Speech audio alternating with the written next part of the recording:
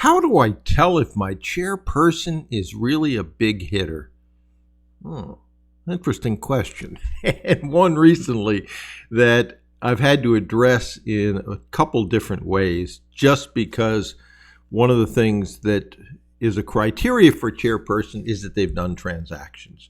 So a lot of people search for mergers and acquisition, M&A, and then they end up talking to lawyers, accountants, investment bankers that have said they've done 400, 500, 600 acquisitions. And some of the mentees then think, oh, okay, that fits the bill. I'm all set here.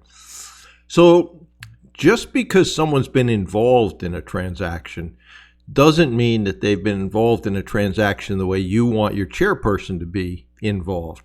Ideally, what you want is a senior executive, usually a CEO, chairman, entrepreneur, someone like that, that, for instance, if they were looking to buy a manufacturing company, they wouldn't have done all this themselves, but they would have been leading the team and integrating with the people that did do it. So, for instance, you're the CEO of a company, you're acquiring another company. So you've found an acquisition, usually through the CFO, dealing with some investment bankers that you want to potentially purchase. So you take a look at that pitch book. You decide, okay, on the surface, it looks like something that I'm going to want to do.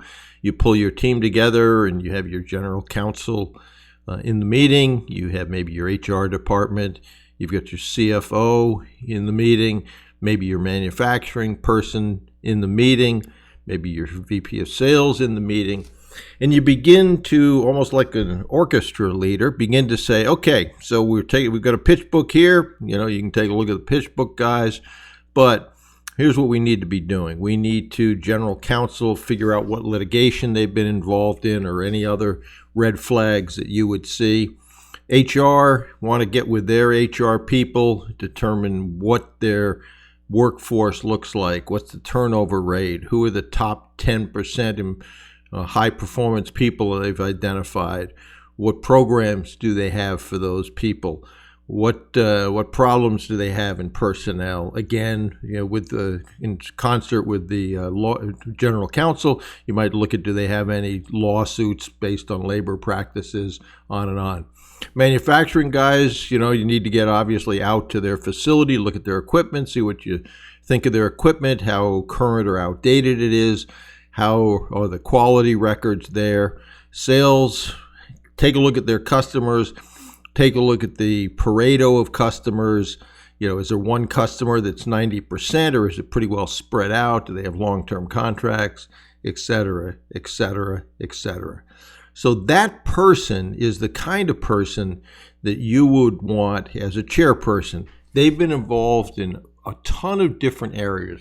What you don't want is someone who said, yeah, I advised on 600 transactions, and then you find out the only thing he did or she did was to advise on the tax implications or something like that, or that they drew up the contract, but they never were involved in the actual business itself from the types of things that I've just described. So when you are looking for that chairperson, look through that lens. Look through the lens of someone who has been hands-on, even though they didn't do sometimes the work, they directed the people who did do the work, and then they were essentially, as I said earlier, the conductor in the orchestra, not somebody sitting on the sidelines that got a piece of paper and took a look at it. So I've experienced that just recently quite a bit, where people have been swayed by the number of transactions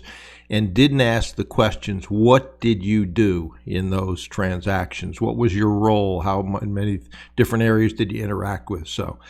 So if you are getting these podcasts, great. If you are on my emailing list, great. If not, go over to brucewhipple.com, grab the free class. And if you are on TikTok, we're on TikTok under Bruce Whipple Official. And just go over there and tag it, share it, if you will. Trying to get to 1,000, and when I do that, I'm going to do something special for the people who helped me get to 1,000. So, but remember, that's the test, and I hope it helps to understand what you want to look for in a chairperson.